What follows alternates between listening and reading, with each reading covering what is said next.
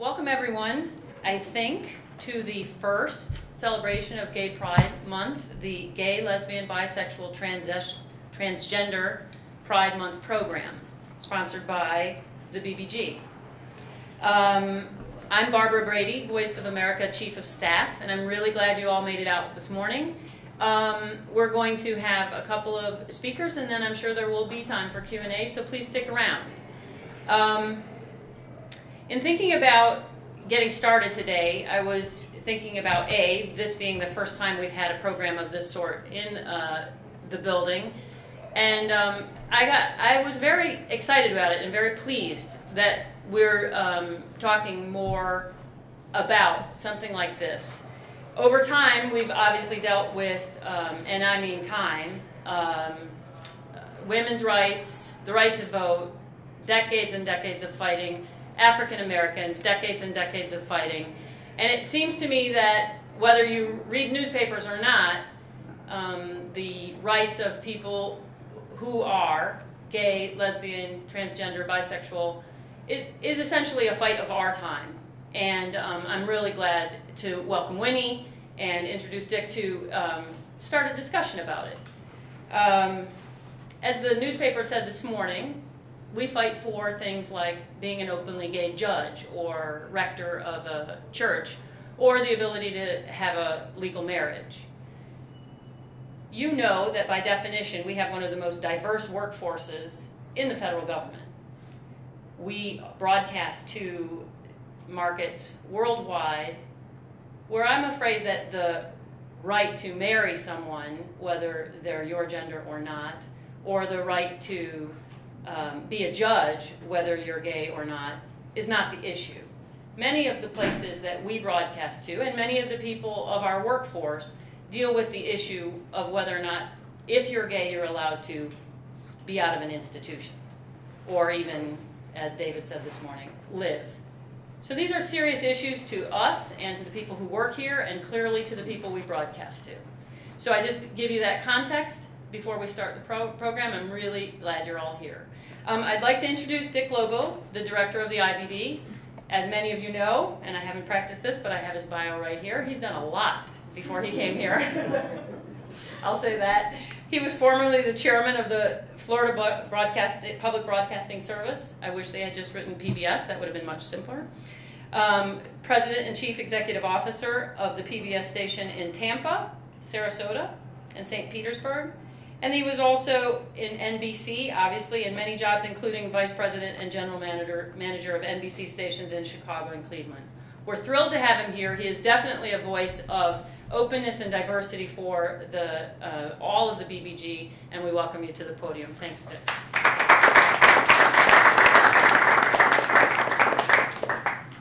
Thank you, Barbara. Delia, it seems like just the other day we were doing this for Diversity Day. Talking about diversity. Indeed. Good afternoon. Is it? No, good morning still. Good morning, everyone. Nice to see you all here, and thank you for coming. Some great comments, Barbara, and provocative, and it's good to get us thinking along these lines. I've got a few prepared remarks, and thanks to some of my colleagues helped me put some thoughts together for this morning. So with your permission, I'll read them to you, and would be anxious to hear your thoughts after the meeting.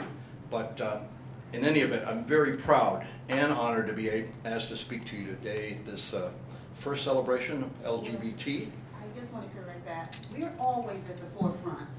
Our organization, we've had a program about 5 years ago. At the fifth celebration of LGBT. All right.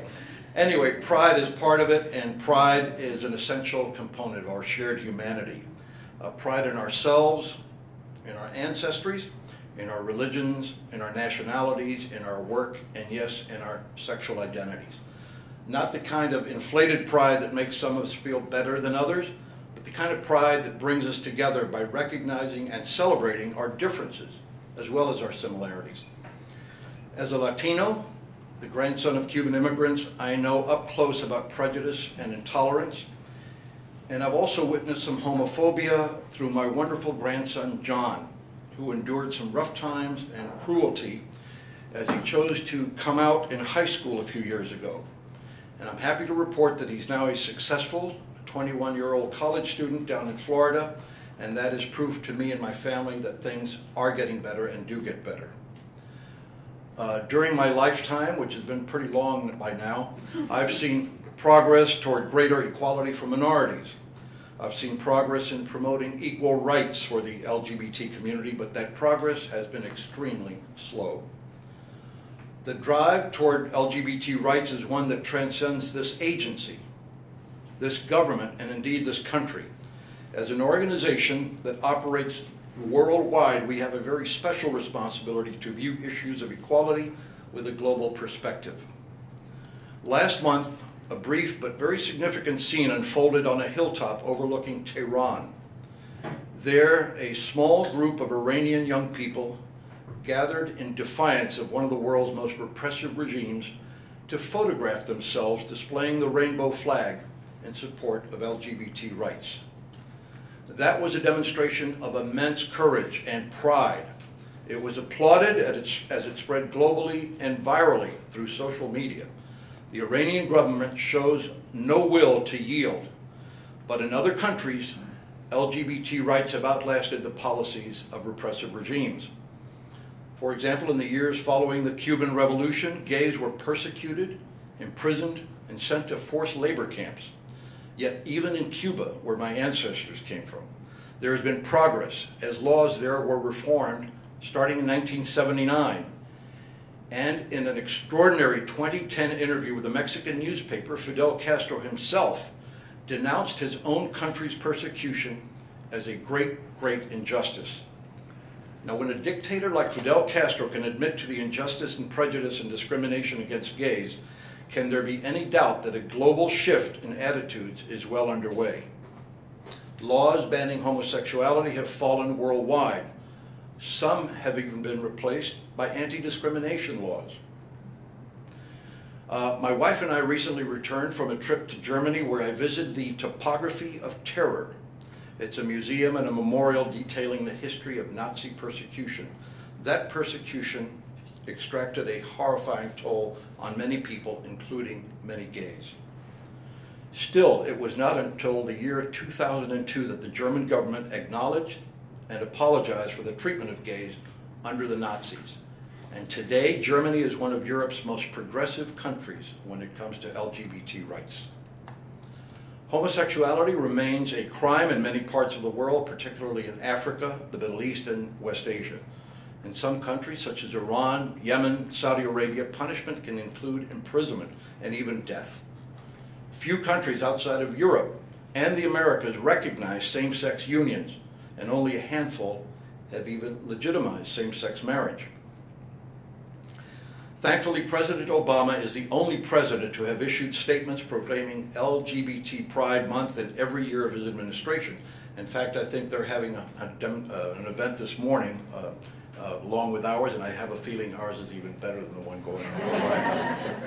Anyway, our president vowed that his administration, our administration, will continue to work for LGBT rights both in America and around the world. And I quote him, "Because we understand that LGBT rights are human rights, we continue to engage with the international community in promoting and protecting the rights of LGBT persons around the world," Obama has said. At the BBG, we join in that commitment as both employers and as broadcasters. We vow to do everything we can to eliminate discrimination in the workplace and to embrace the diversity of all of our employees, including members of the LGBT community. And at the same time, we're taking our devotion to equality further. We want our broadcasts to be a lifeline to the outside world for gays living under the same subjugation of repressive regimes.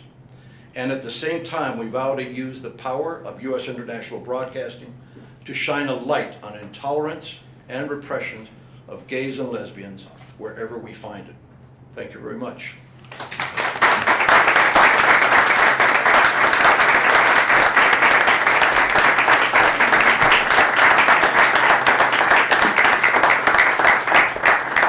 Thank you, Dick. That was fantastic and a very good summary of a lot of issues going on.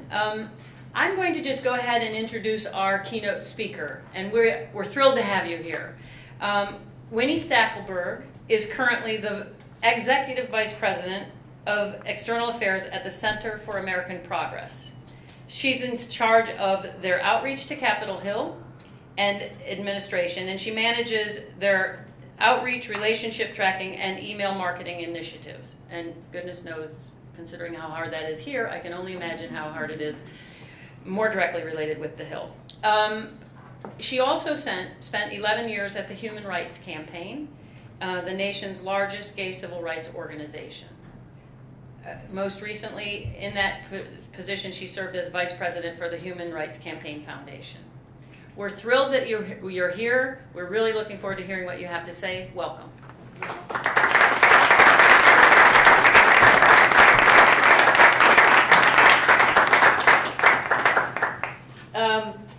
So now I'm confused. Is it the first ever? Is it the 5th or 6th? This is very exciting. Whichever it is, I'm ongoing. I'm thrilled to be here. I really appreciate the invitation and all of you taking time out of your day and actually spending it inside when it is so glorious outside. I hope you enjoy the rest of the day and what pretends to be a beautiful weekend. Thank you, Dick, for those opening remarks. They were absolutely wonderful. And Barbara, thank you for your remarks and the introduction. I want to start today with a number. That number is 75. 75 is an important figure right now for the gay and transgender world. One that says a lot about how far we've come and still how far we have to go. 75% of people in the United States know someone who is gay or transgender. And in 75 countries around the world, homosexuality is a crime, sometimes punishable by death. Both are remarkable figures. On the one hand, the United States is making leaps and bounds in recognizing gay and transgender rights. In some ways, progress has never moved faster, even though the arc has taken quite some time. On the other hand, so many parts of our world lag far, far behind. The difference isn't simply due to culture or politics. They have adapted to modern times and can and will adapt again. The difference is about, I think, one thing, and that's exposure. More than ever, we see lesbian, gay, bisexual, and transgender individuals on our television sets, on the silver screen, and on the airways. And make no mistake, this has not only influenced conversations around dinner tables, this has had a profound impact on the state of LGBT rights here in the United States. Mitch and Cam of Modern Family can take some credit for the fact that an astonishing 73% of 18 to 34-year-olds support marriage equality. 73% of 18 to 34-year-olds support marriage equality. They just take it for granted. Chaz Bono, thanks to his incredible courage, has turned the word transgender from taboo to commonplace. And the cast of Glee has helped make bullying something to be solved, not shut behind school doors.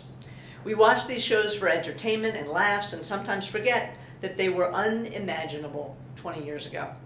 Openly gay people on TV? Get out of here. Now it's second nature.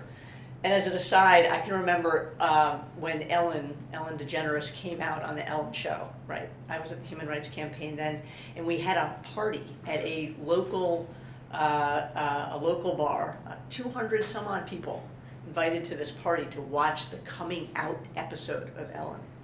It's crazy. And last month, I think we not only found out that the Vice President Biden, supports marriage equality for gay men and lesbians, but we also found out that Joe Biden is an avid Will and Grace fan. Who knew? Apparently the show, its characters, and the stories that had been told have a significant impact on the Vice President and his feelings toward the LGBT community and people. The media has a powerful influence on the way we think and feel about our world. As broadcasters, you certainly understand the kind of impact the stories you tell have on the air and have on listeners that hear them. And it's not just personal anecdotes that should make you feel that way. Here's an amazing fact. Knowing someone that is gay or transgender increases your likelihood of supporting marriage equality by 20 points. For most states, 20 points is the difference between equality and discrimination. Over the past decade, we've seen a surge of support for LGBT people and issues, a surge largely attributable to the work of those in the media, the work of broadcasters such as yourselves. For this, you should be thrilled, you should be jumping for joy, you should be very, very proud. And I want to thank you from the bottom of my heart for all that you do. Just 10 years ago, not a single state in the Union allowed gay and lesbian couples to marry the person they love. Today, marriage equality is a reality in 6 states and the District of Columbia, with my home state of New York becoming the 6th state to do so this month last year. Moreover, just this year, state lawmakers in Maryland and Washington state passed marriage equality legislation. On the marriage equality front, we are seeing progress like never before. In fact, I think we're near a tipping point. In 1996, 5% of the country lived in a place that provided any kind of legal recognition for gay couples. But today, as President Barack Obama becomes the first sitting president to support marriage equality, 48% of Americans live in a state where they can get married or enter into domestic partnerships. That growth is huge. Very huge. But we also must recognize that unless we work hard and work fast and work together, these and other hard-won victories could be lost. This year alone, voters will go to the polls in Maine, Maryland, Washington State, Minnesota to vote on our rights. We must continue to tell the LGBT story and raise the visibility and awareness of how the choices these voters make this November will have a drastic impact on the lives of LGBT people. And let me say as an aside, in, I don't know, about an hour and a half, the president is going to make an unbelievably important announcement where he is going to announce that the administration is going to stop deporting and begin granting work permits to the dreamers, to young immigrants here in the United States. And I think that the power of the DREAM Act students is similar to the power of LGBT stories and people, about coming out, about being authentic, and about telling your story. I'm so very proud of all of those dreamers.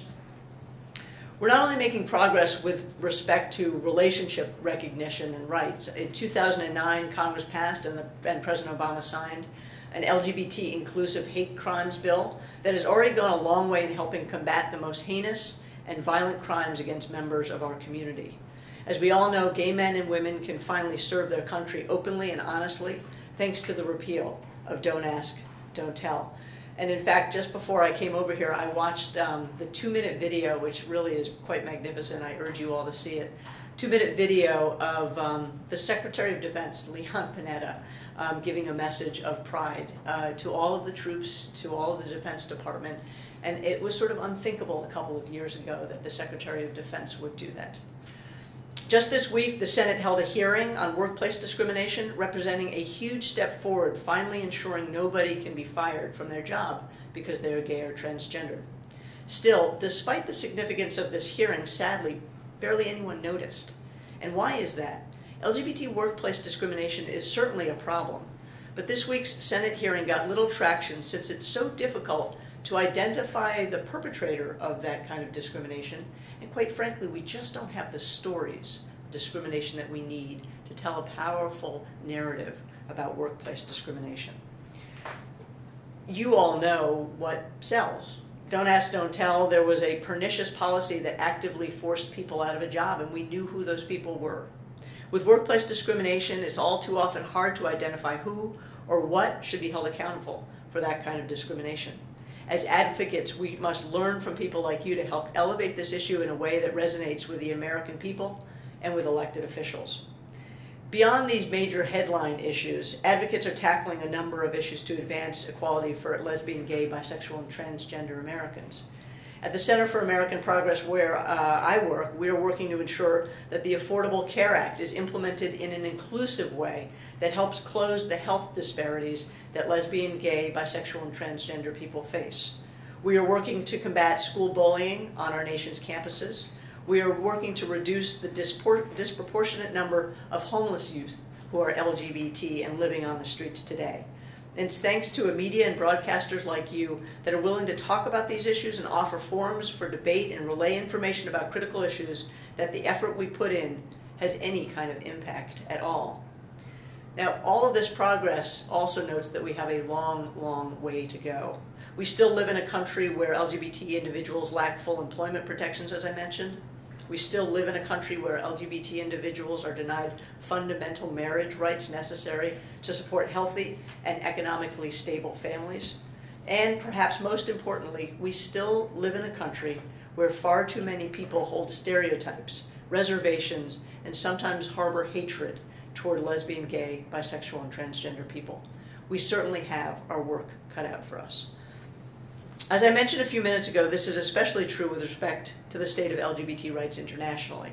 Few countries around the globe have instituted non-discrimination laws that cover sexual orientation and gender identity.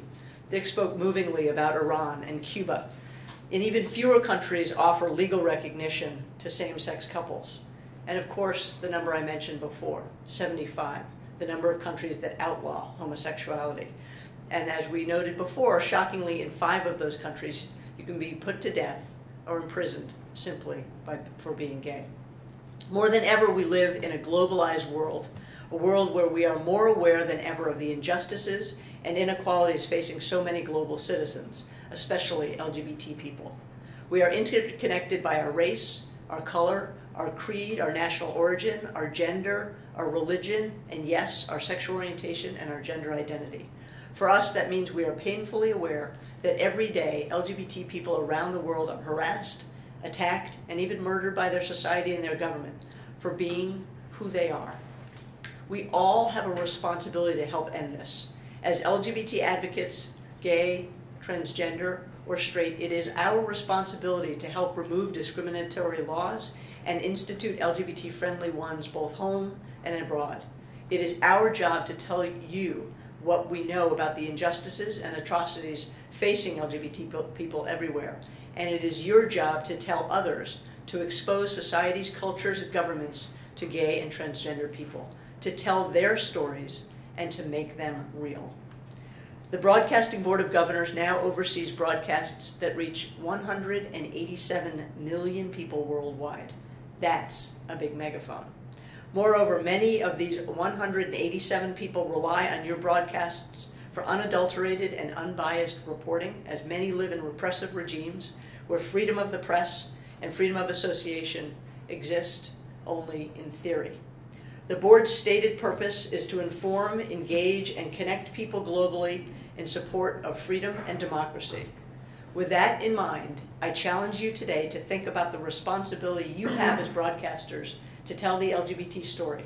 Let us set out to make sure that children born today in Kenya and India, Germany and Brazil can look back in 75 years and appreciate lives filled with freedom and equality, not hate and violence.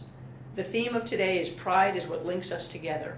Indeed, we are all connected by the pride we have for being lesbian, gay, bisexual, or transgender, knowing someone that is LGBT, or simply being an LGBT ally. We have much to be proud of.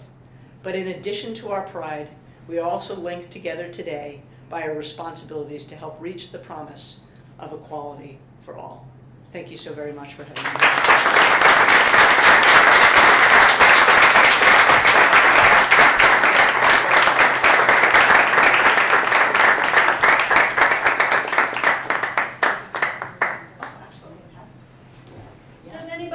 Questions or discussion they'd like to open for Winnie?